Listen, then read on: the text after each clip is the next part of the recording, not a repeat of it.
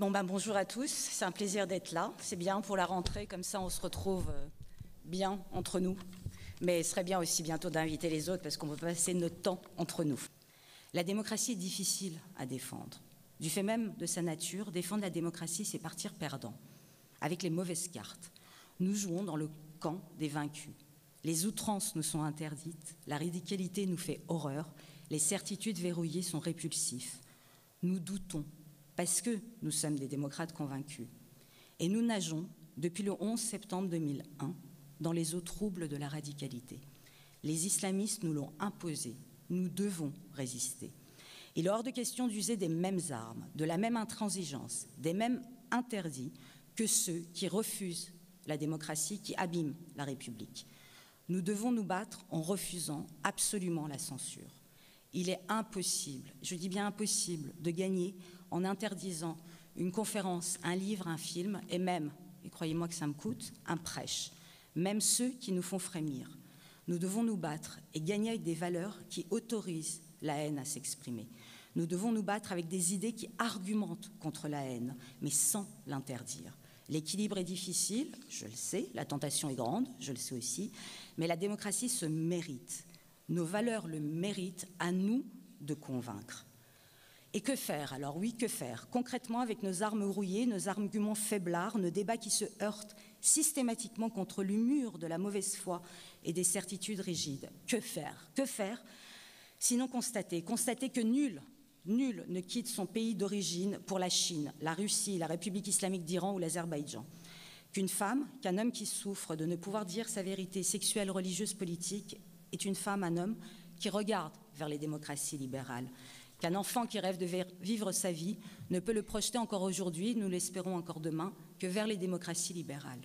Comme le dit si justement Kamel Daoud, l'Occident rechigne à reconnaître ce qu'il fut, ce qu'il est et ce qu'il doit incarner. Il balance entre culpabilité, reddition, contrition et défaite, alors que l'Occident, c'est tout ce que nous avons pour le moment. C'est notre seul lieu de salut, le refuge de notre humanité imparfaite. Alors si cet Occident se met à genoux, où irons-nous? Est-ce que l'Occident est une utopie? Bien sûr que non. Il suffit de sortir, de se promener dans la rue pour s'en rendre compte. L'Occident est quelque chose de précaire, de fragile, qu'il faut défendre. Je n'accepterai pas que des pays comme la France cèdent sur la République.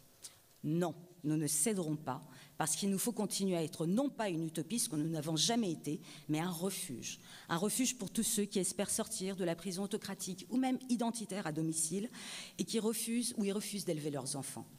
J'ose l'éloge de l'Occident.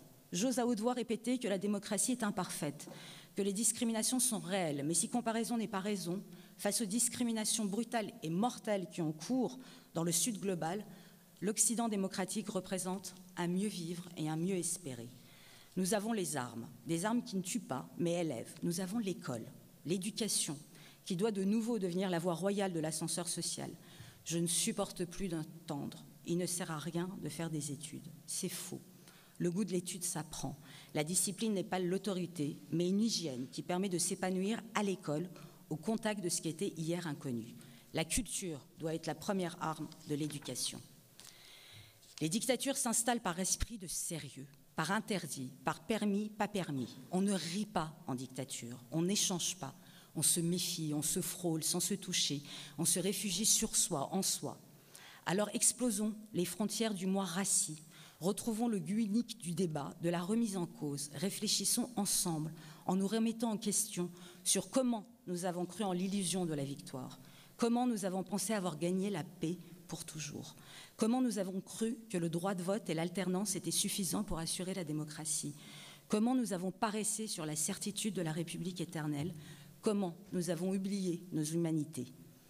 Nous avons un devoir vis-à-vis de nous-mêmes, de notre chance de vivre, d'aimer, de faire l'amour, d'écrire, d'échanger, de rire, de dire, d'étudier, de faire de la politique, de s'engager en Occident.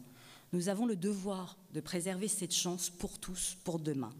Nous avons la chance de pouvoir encore le faire avec des armes incroyables que sont la culture et l'éducation. Préservons-les. Merci.